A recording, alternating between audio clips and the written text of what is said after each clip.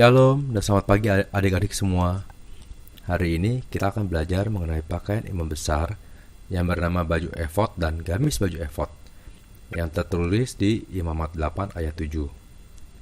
Nah, sebelumnya yuk mari kita berdoa dulu. Allah Bapa yang baik, yang bertata di kerajaan sorga, terima kasih hari ini kita semua bisa berkumpul untuk mendengarkan firman-Mu. Curahkanlah Roh Kudus-Mu atas setiap kami, supaya kami bisa mengenal Engkau sebagaimana Engkau ingin dikenal, dan supaya setiap kasih karunia yang sudah Kau persiapkan bagi kami ini bisa terus tertanam dan bertumbuh subur dan menghasilkan buah yang menyenangkan-Mu ya Bapa. Terima kasih juga atas penyertaan-Mu kepada Pak Guru Heri dalam mempersiapkan firman hari ini. Biarlah kami serahkan seluruh waktu Sunday School hari ini ke dalam tangan penyertaan-Mu. Kiranya hanya dengan meninggikan nama Putra-Mu yang tunggal, Tuhan kami Yesus Kristus, kami berdoa dan bersyukur. Amin. Pertama, kita akan bahas tentang gamis baju efod.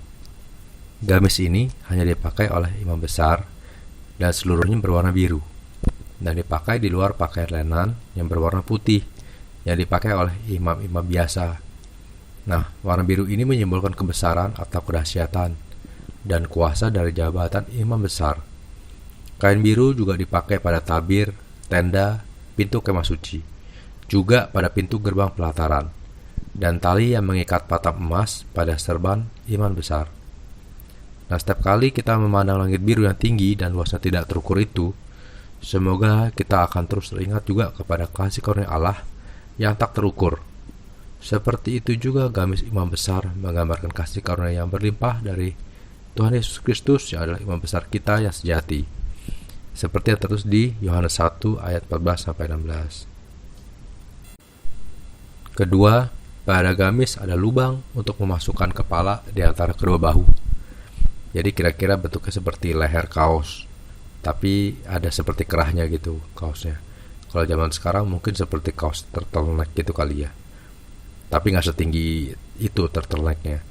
Dan lehernya ini dibuat spesial, harus punya pinggir sekelilingnya, buatan tukang tenun, seperti leher baju zirah, seperti baju perang, supaya kalau dipakai itu jangan rusak kalau dipakai ya.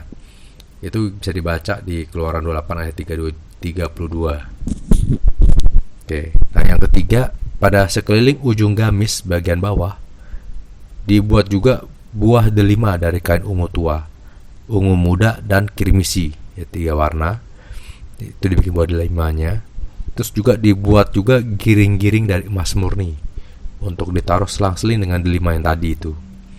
Nah, kalau di Alkitab tidak disebutkan berapa jumlah giring-giring emas dan buah delimanya itu. Tapi kalau menurut kitab Talmud para nabi di Yahudi, itu ada 18 giring-giring emas dan 18 delima yang ditaruh berselang-seling. Nah, delima sendiri adalah salah satu dari 7 buah yang banyak dihasilkan di tanah Kanaan. Delima juga salah satu buah yang dibawa pulang oleh 12 pengintai. Di zaman kuno, delima merupakan simbol kemakmuran yang berlimpah. Pada kehidupan kita pun, ketika kita berada di dalam Tuhan Yesus Kristus, barulah kita bisa menghasilkan buah yang berlimpah. Itu juga bisa adik baca di Yohanes 15 ayat 7-8. Nah, ini ayatnya. Yuk kita baca sama-sama. 1, 2, 3. Jikalau kamu tinggal di dalam aku dan firman-Ku tinggal di dalam kamu, mintalah apa saja kamu kehendaki, dan kamu akan menerimanya. Dalam hal inilah Bapa-Ku dipermuliakan, yaitu jika kamu berbuah banyak, dan dengan demikian kamu adalah murid-murid-Ku. Nah, gamis ini lebih panjang daripada baju efod yang akan dipakai setelah gamis ini. Bahan yang dipakai adalah benang biru yang dibuat dengan satu tenunan dari atas sampai ke bawah. Selama imam besar melayani di tempat kudus, setiap kali imam besar bergerak, akan mengeluarkan suara yang merdu dan bergema dari giring-giring emas dan buah delima yang tadi. Nah, suara ini akan memenuhi tempat kudus dan tempat maha kudus. Suara ini juga akan menjadi pertanda bahwa imam besar yang berada di tempat maha kudus masih hidup. Karena ruang maha kudus hanya imam besar saja yang bisa masuk ke tempat itu. Jadi umat dan imam lainnya hanya bisa mendengar suara giring-giring emas dan delima yang menandakan kabar gembira dan keselamatan. Nah, seperti demikian juga suara Tuhan Yesus Kristus yang menjadi imam besar adalah kabar baik dan keselamatan Dan kemana buah ini disampaikan, buah kehidupan akan dihasilkan. Semoga adik-adik semua bisa menjadi seperti giring-giring emas yang terus mengeluarkan suara yang indah dari kabar baik yang tidak terputus-putus. Sekarang kita belajar mengenai baju efod yang akan dipakai setelah imam besar memakai gamis biru yang tadi. Baju efod ini bentuknya seperti celemek, tanpa lengan dan panjangnya sampai ke lutut. Pertama, baju efod merupakan dua bagian. Bagian depan dan belakangnya disambung dengan kuat di bagian atas menjadi penutup bahu. Yang kedua, pada penutup bahu tersebut tertempel dua buah permata krisopras yang dipahat dan dikencangkan pada ikat yang terbuat dari emas.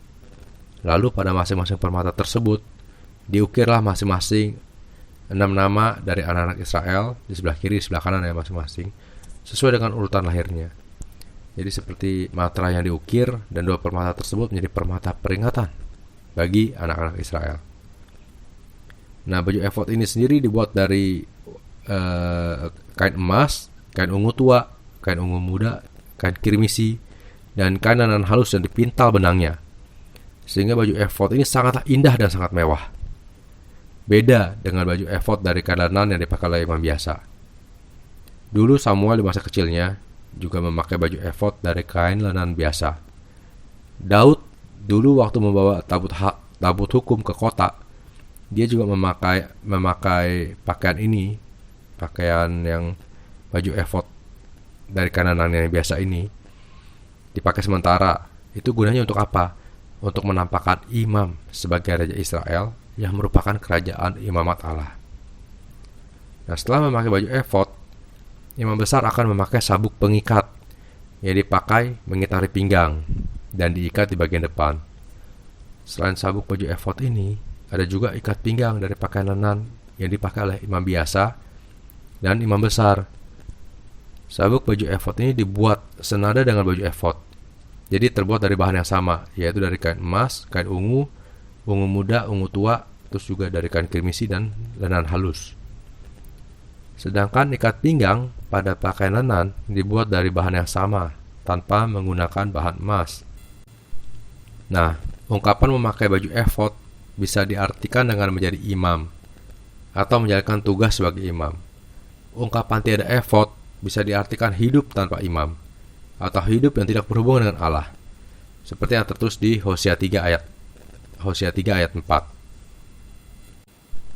Yuk kita baca sama-sama. Hosea 3 ayat 4, 1, 2, 3. Sebab lama orang Israel akan diam dengan tidak ada raja, tiada pemimpin, tiada korban, tiada tugu berhala, dan tiada efod dan tarafim. Pada kedua pundak imam besar ini terdapat dua permata krisopras yang terukir nama 12 suku Israel. Ya, 6 di sebelah kiri dan sebelah kanan ya. Terus pundak adalah juga simbol kekuatan dan kemampuan untuk memikul tanggung jawab, dan imam besar itu harus memikul dosa 12 suku Israel dan maju ke hadapan Allah untuk menjadi pengantara. Nah, ini mengingatkan kita kepada Tuhan Yesus Kristus yang juga memikul salib di bahunya untuk pengampunan dosa seluruh umat manusia. Yesus Kristus imam besar kita, mengukir nama kita pada bahunya, dan orang-orang yang namanya terukir pada bahunya pasti menerima keselamatan. Dan demikianlah firman hari ini. Mari kita tutup dengan doa Bapa kami. Bapa kami dari sorga, dikuduskanlah namamu, datanglah kerjaanmu, jadilah kehendakmu di bumi seperti di sorga. Berikanlah kami pada hari ini makanan kami yang secukupnya, dan ampunilah kami akan kesalahan kami, seperti kami juga mengampuni orang yang bersalah pada kami. Dan janganlah bawa kami ke dalam pencobaan, tapi lepaskanlah kami daripada yang jahat, karena Engkau yang punya kerajaan, kuasa, dan kemuliaan sampai selama-lamanya. Amin.